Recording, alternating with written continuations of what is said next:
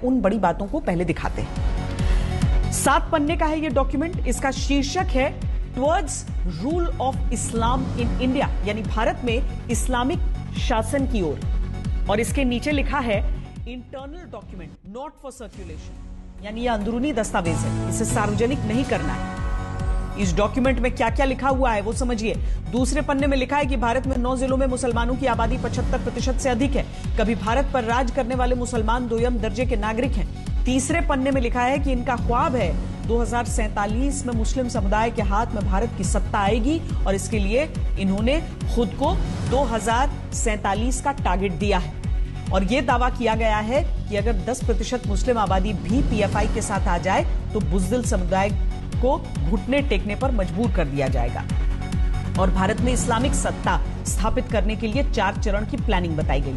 पहले चरण में मुसलमानों में एकजुटता बनाना, काडर का विस्तार करना, भारत के बजाय मुस्लिम पहचान स्थापित करना और तलवार या रॉड से हमले की ट्रेनिंग देनी होगी। इसे फिजिकल एजुकेशन यानी पीई कहा जाएगा।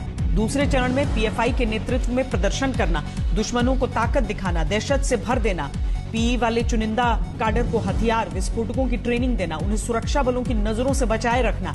इसके साथ ही राष्ट्रीय झंडा, संविधान और अंबेडकर के नाम का इस्तेमाल करना और विदेशों से फंडिंग का इंतजाम करना होगा, ऐसा इस दस्तावेज में लिखा है। इसके बाद तीसरे चरण की बात लिखी है जिसमें दलितों के साथ मिलकर हर स्तर पर चुनाव लड़ना, आरएसएस और दलितों के बीच दूरी पैदा करना, हथियार और विस्फोटक इकट्ठा करने की बात इसमें लिखी गई है। चौथे चरण में पीएफआई मुस्लिम समुदाय का एकमात्र नेतृत्व होगा, दूसरे मुस्लिम संगठन दरकिनार कर दिए जाएंगे। तब तक 50% दलित पिछड़ा जनजाति वोट बैंक साथ आ जाएगा, पार्टी राष्ट्रीय स्तर पर सत्ता में आ जाएगी। इसी सीक्रेट दस्तावेज के 6ठे पन्ने पर यह बताया गया है कि पीएफआई के काडर को हथियारों और विस्फोटकों की ट्रेनिंग कैसे दी जाएगी, कहां से ट्रेनर आएंगे, कहां हथियारों का जखीरा जमा किया जाएगा। और 7वें पन्ने पर लिखा गया है कि संघ और हिंदूवादी नेताओं के निजी जानकारियों का डेटाबेस तैयार रखा जाएगा।